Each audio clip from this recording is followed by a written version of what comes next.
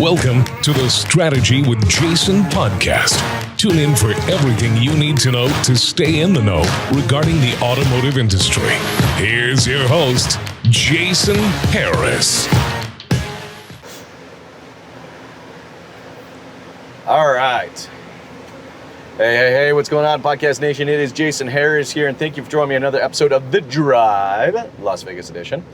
All right, today I have a very special guest. I have the one, the only, the oh so famous, Mr. Troy Scheer. What's up, Thank you, sir. How you doing, man? Good to see you. Good to see you.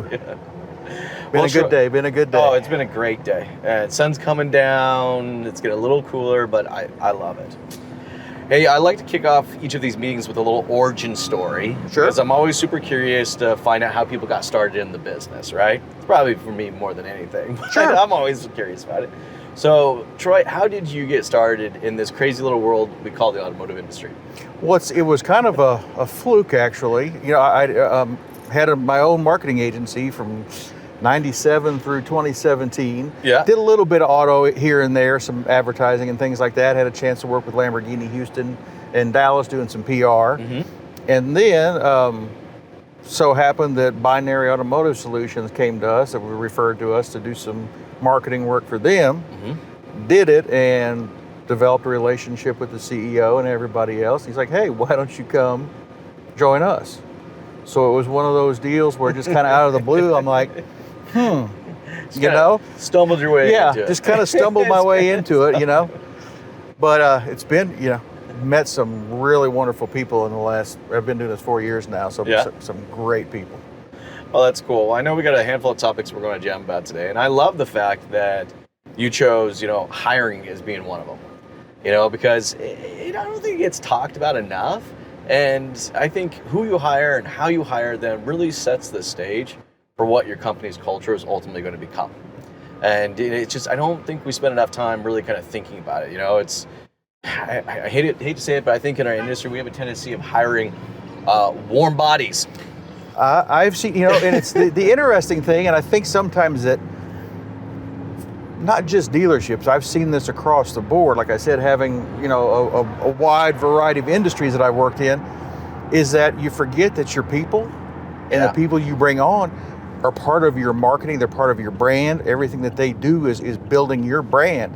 Yes. So when you don't hire the right people, it creates not only a potential for issues with customers, but also just internally within the company.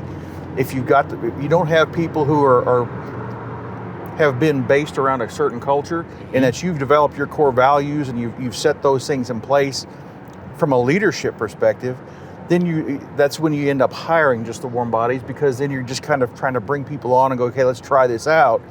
Where if you really have those core values set in place and you're living that on a day-to-day basis, those are the things you hire to, because you can teach people a lot of things. You can't teach, their habits and the way they do it. That is a life, that's built over a lifetime. That's not something that you do in a week. You go, I'm going to bring them on and we're going to change it. It's kind of like the old thing, when somebody you're dating or whatever, and you think, oh, well, if I get to them, I can fix them. Yeah, exactly. and that's definitely not the case, but we do see that happen on a regular basis. And I love the fact you bring up core values, right? Because I think there's kind of some misconceptions and understanding of how to actually define and create your core values, I find a lot of times I'll sit down with the dealership and they had a mission statement created 15 years ago. By the way, it's never been updated. All right. And core values that operationally they never really put in play. So it's just kind of become this plaque that just kind of sits on the wall. And that's the thing, is once you develop those, and when I say develop, that's not even the right word. It's really about understanding from a leadership perspective who you are. So in a situation of a dealership, what that dealer principal really needs to establish those core values of, this is who I am. Yeah. Because ultimately the brand that you're building is the dealer principal's personal brand. Yeah. And it's like if when you have those core values, now you start understanding these are the things that I will not negotiate on in terms of how I deal with my employees, with people, all of those things. And so everybody has their own. So there may be situations where their core values, I want to make, the most money I can make, and I'll do whatever I got to do. Well, then that's from a hiring perspective. If you bring somebody on who doesn't think that way and is trying to do things a little bit differently and has a slower process, building relationships and all those things, it's not going to work out. No. Because everybody's going to be unhappy. And which, again, if there's unhappiness in the team, among the team, yep, it's going to reflect in whatever you do externally with your customers. Oh, for sure. And you're 100% right. If we don't take that time to really kind of define out those core values, then how do we hire? We're ending up just hiring not the right people, right? So walk me through that. Like, walk me through the process of, how you'd recommend a dealership that may be watching or listening right now to develop out those core values, or have the discussion, that strategy session. It's really an interesting kind of thing where you really have to start breaking down and work. I'll bring it back to it's very interesting. I had my son at a football camp. Yeah. With LaDainian Tomlinson last spring. That's exciting. And the thing that they had them do there, they bring in the military, so they had the gunnery sergeant and all these, and they had the 11 and 12-year-old kids sit down together as a group and develop what they thought the core values should be for the camp. So everybody was included. I mean, so that again too, when you have all of that inclusion, yes, especially if you're a brand new dealership, it's one thing because you're just starting and you can kind of develop on your own. But if you've already been in business for 5, 10, 15, 20 years, you really need to haven't done something like that. You want to get the buy-in from everybody else. You want to kind of understand where are we right now? What do these people think too? Because that is a great way for you as a general manager, dealer principal, to sit back and go, well, dang, this isn't what I was. So you kind of get a better idea of what your team is thinking about, what their core values are, and how they mesh. But that's really the key, is to just get everybody together and start developing these things. Is it honesty? Is it discipline? What are those things that you will not negotiate on? Yeah, I mean, look, 3 or 4 things. It doesn't have to be. Yeah, that's a good point. It doesn't have to be a list of 12 or 20 different things, right? I mean, look, we all know what we do. We sell cars and we service those cars and we sell the parts to do it, and we all know how we do it, right? We know how we sell a car, we know how we service a car, but why we do it the way we do it, all right, that's completely where it gets real, and I don't feel like as an industry, that we're overly good about taking that time to have that meeting and say, so, okay, why do we deliver a car that way? Like, why do we do it that way? Complete, and that's what's tough is too. And I understand that, in the dealership world, I mean, it's, you're going constantly. You don't have time to pull everybody off of the, so that is a situation there too, where maybe you take some of your you can kind of start to tell who the leaders are among your group, and at least start there, and kind of then let them work down with their teams and build back up. So that, again, because you don't want to leave people out to the point where they feel like this is being driven down on them. Yep. It's a situation where, like I said, because once a dealership is in place and you've got employees and things there, you can't just start and say, okay, here, I'm going to do it exactly. This is me, And so everybody now, as you start hiring, you can do that. But once you've got people in, you've got to take the time to understand, what's important to them and make them feel a part of what you're doing. Because when you get that buy-in, and this is something I've seen over the years, like I said, no matter what kind of teams I've been working with, when you start getting team buy-in and everybody's there, they're like, well, I contributed to this. And it's like all of a sudden, if your team, and now we see our core values have been contributed by, Steve and Jennifer and who, it's like, wow, I got to be part of this and really build it. So then you want to start living. Well, the team gets to take ownership of it 100%. So, and when they own it, they want to live it. 100%. My Mitsubishi dealership, we went through this process, and it took us a little while, but at the end of the day, discussing what we do and how we do it, and then trying to figure out why we do it the way we do it. What it came down to is that we wanted to be innovative and hassle-free. All right, we just felt at a core like that was going to be our company's core direction and core values, is that anything and everything that we did was innovative and hassle-free.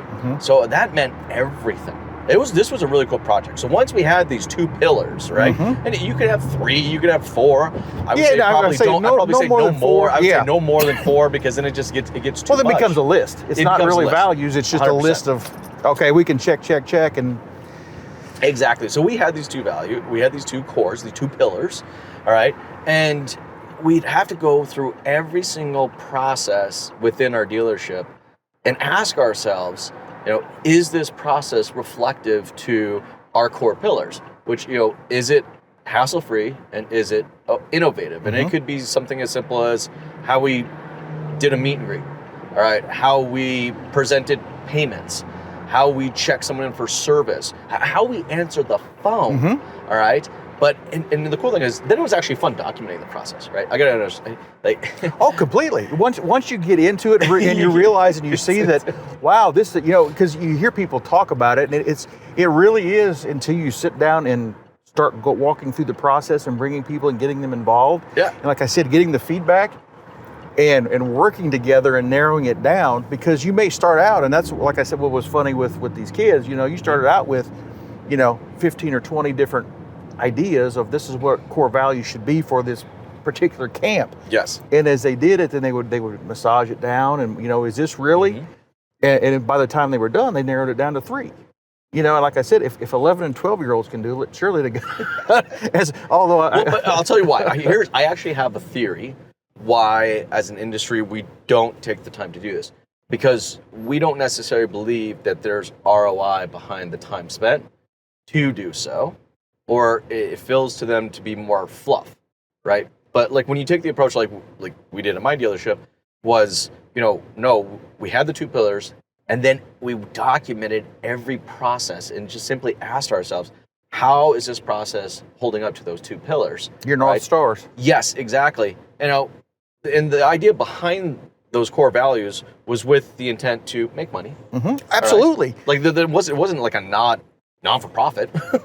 And I think, like you said, that's the key is people start thinking it's fluff. Well, you start talking, because it's kind of, ethereal stuff. It's not hard numbers and all these kind of things.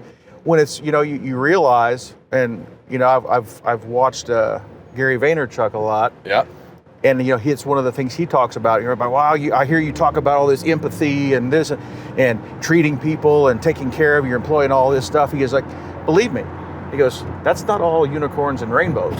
He goes, I'm doing it because there is value in it. Yes. And he goes, when you see it, no, the ROI is not going to come if you work on this. We're in October now. So you work on it in October. That doesn't mean the first week in November that you're going to see a massive. I think you can start seeing immediate changes, right? Like I'll give changes, you, but I'm saying in terms example, of like, all right, the way my parts department answer the phone. All right, how does 99.9% of parts departments out there answer the phone? Parts, please hold. Usually just please hold. yeah. Hold, one word. Yeah. Hold, just that's it, and then you get it down, right? And so that was a simple one. I was like, you know what? Yeah, no, that is definitely not innovative. That is definitely not hassle-free, right? So as we started to play with that process, and really what it became kind of a time thing. Parts was so busy all the time. So then we had to start moving people around so that someone was able to answer the phone, all right, and did have the time to actually answer the phone, all right? And not the abrupt, oh, what do you want? What are you calling me for? Why right now, And we did start seeing some immediate ROI on that. We started to actually see our over-the-counter sales actually start to go up. Well, you hit a key point there. It's putting the right person in the right place. Yeah.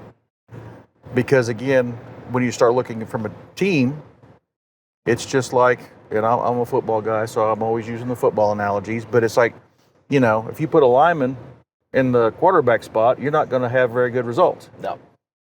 And so that in the same situation, man, that might be the best parts guy in terms of doing what they do, or the service department or whatever, the best 100%. Mechanic in the world, but that doesn't mean you have them the one answering being the first touch. The one doing it, no.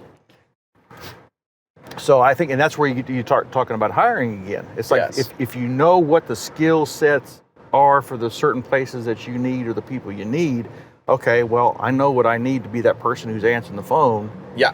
to be a warm and encouraging voice and somebody that's there to build up. It definitely gave us direction on who we're going to hire, right? We sit down and we interviewed a salesperson or a sales manager from another dealership, and they had a very specific way of desking a deal and or doing an appraisal, and there's no way you were ever going to get them to do anything else. So I'm like, well, sorry, man. I understand that works for you, and that has brought you success in the past. That's not really hassle-free. Like, that actually sounds like you're more or less hassling the customer into a deal. So it gave us direction on who to hire and who not to hire. Well, it's like I said, the things that you've got to do because of that, and you have the right people in the right place. You build that cohesion with the team. Yes, team, right? And once you've got that, and you've got a goal, and you have those pillars and those core values, and everybody's working towards those things, and that create, and again, happy people work better. And if everybody you understand your role in what's going on, and you don't feel like you're having to be 6 things to 6 different people, yep, you can do a much better job. And that translates, I don't care what anybody says, when you keep customers happy customers keep coming back, they refer. But those are the things that make them happy. And like you said, if you're hassle-free, if that's what you're living on, then that better, because all it takes is that one time that you're not hassle-free to somebody, yep, and you've blown that, because it's also part of building that brand. Well, if that's your brand image is that, it only takes one time to, Well, I think the coolest thing was it started to empower the team, right? Because, they could answer a lot of their own questions. Like, what do I do in this situation? Well, is there a way for you to make it innovative and hassle-free? That's exactly what you should do, right? Okay, so is there an innovative way I could deliver the vehicle? Is there an innovative way that I could handle this customer problem? Is there a way that I can remove the hassle or whatever's going on there, right? And it's just like, you're not gonna hit both pillars all the time, but the goal is that it empowered the team, and it started creating the team. You've seen examples of that, haven't you? Oh, completely. Yeah. And like you said, it's one of those situations where they're not going to hit it all of the time, but you're working and you're narrowing your focus. Yeah. When you narrow that focus, it's like, okay, this is what I've got a place to look at when I'm making decisions now. Yeah. And it makes it a whole lot. It's kind of like, you go in the grocery store and you have 80 million different choices to make and you're confused. The more you can narrow and keep things down, and I know this is the mindset and the space that I need to be in when I'm thinking about this, it makes it easier for them. Oh, it makes it easier. It also makes it fun. Yeah, because now you've got this, it builds you up to like, okay, now you've got a challenge. Okay, well, how does this work? Yeah. Or if it doesn't work, how do I fix it to fit? Yeah. Or, hey, this idea is not going to match with what we're doing, so you let it. Well, and you actually go faster because of that, right? So instead of wondering how to do it or guessing or trying to figure it out, it's just like, okay, well, let's come up with an idea. And does that fit the 2 pillars? Yes. Okay, cool. Let's put that into play, but let's make sure there's some measurable elements behind it so we can actually see the efficiency of it.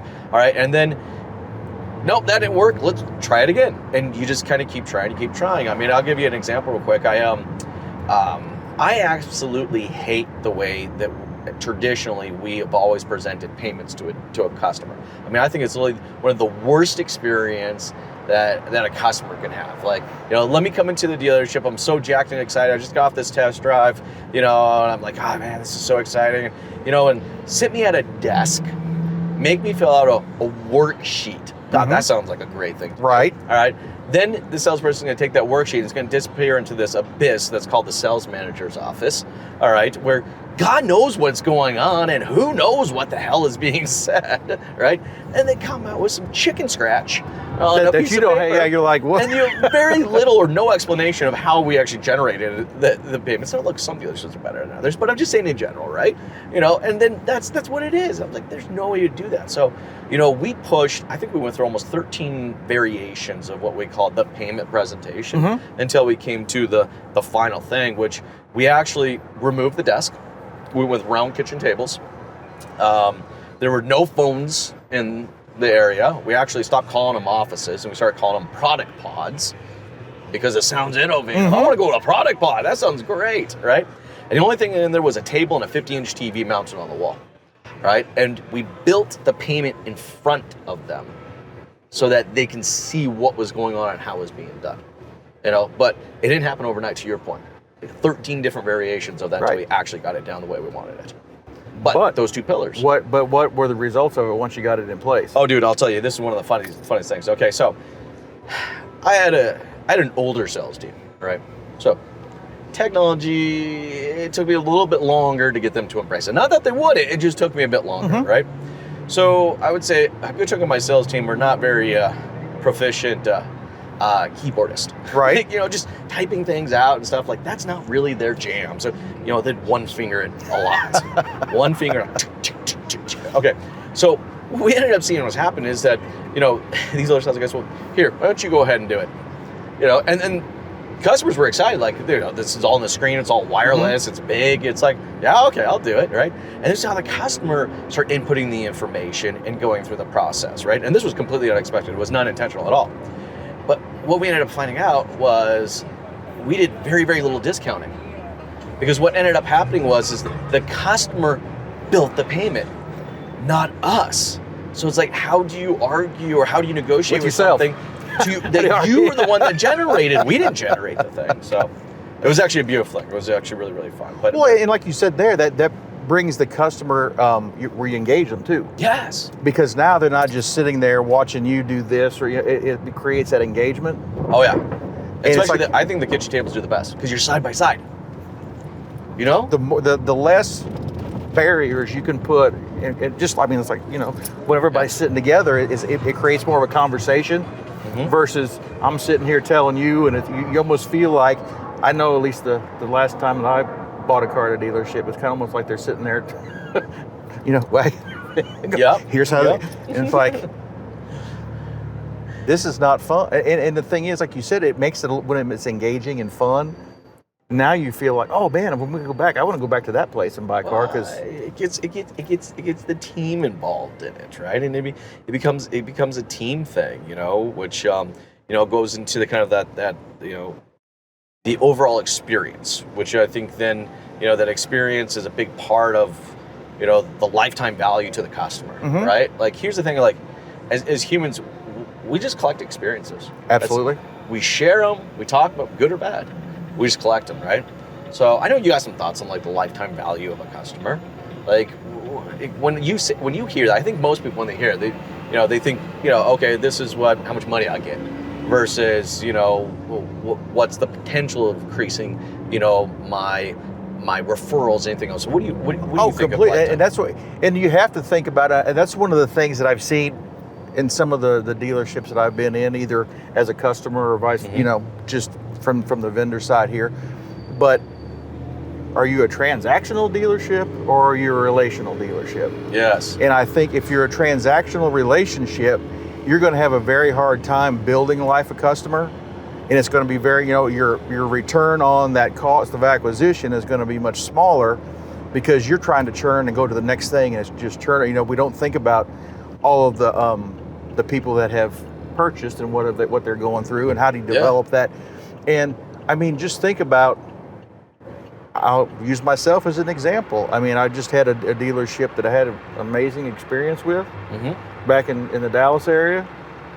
And that's where I'm telling everybody, hey, go. Their service was quick. The service attendant that I worked with was awesome.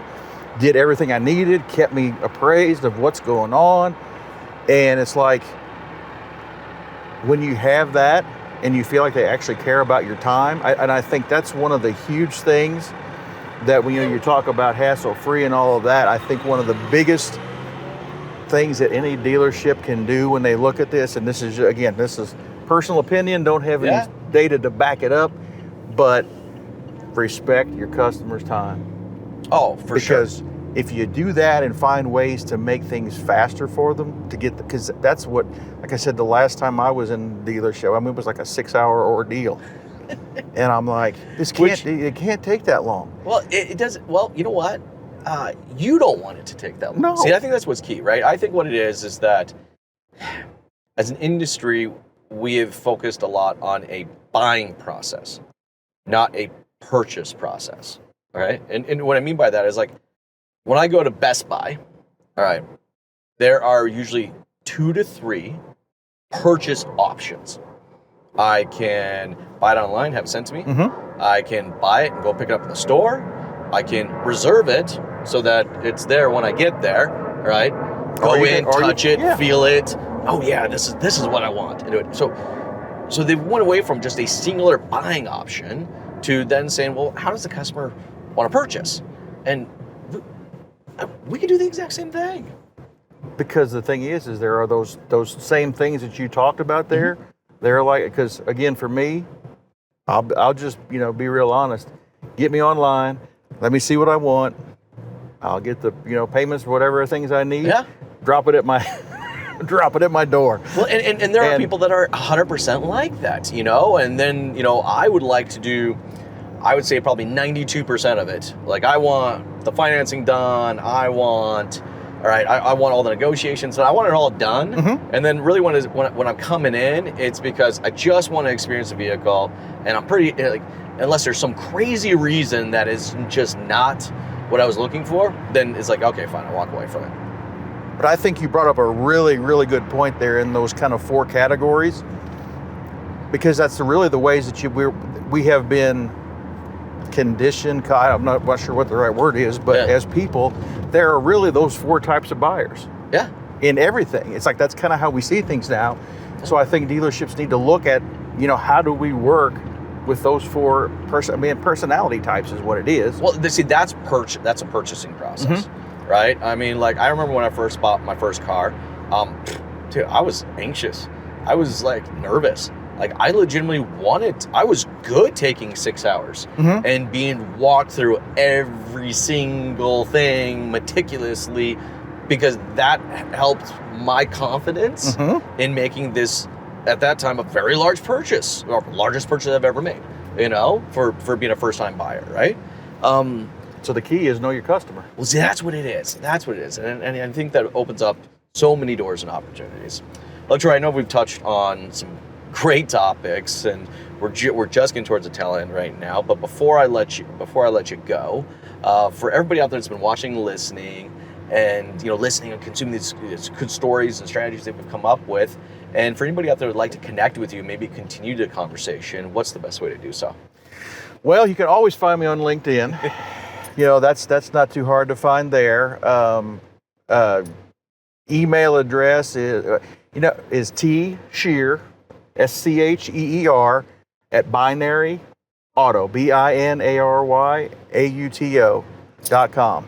Awesome. But yeah, no, it's like, I'll tell you what, if somebody reaches out to me on LinkedIn or whatever, I will say one thing: I will respond to you. If I don't, I always tell, if I don't respond to you generally within 24 hours, check the local hospital, because that's probably where I am, or at the, because that's is my big thing. Like it's developing these relationships and making, because each one of us can bring something to the table, and I think that's the key. And like we talked about with hiring and all that, is finding people who can bring things to the table collectively, and build that team. Because as I've got, like I said, I've only been doing this for about 4 years, but it could be really fun. 100%. So that's why I encourage everybody out there that's watching, listening right now, you gotta connect with this guy. You're super cool. Troy, thank you so much. I appreciate it, man. This was great. When you got a hold of me, it's like, man, this is the one thing I'm looking forward to. If nothing else great happens in Vegas, I know this will be awesome. So awesome, man. Thank you so much. I appreciate it, Jason.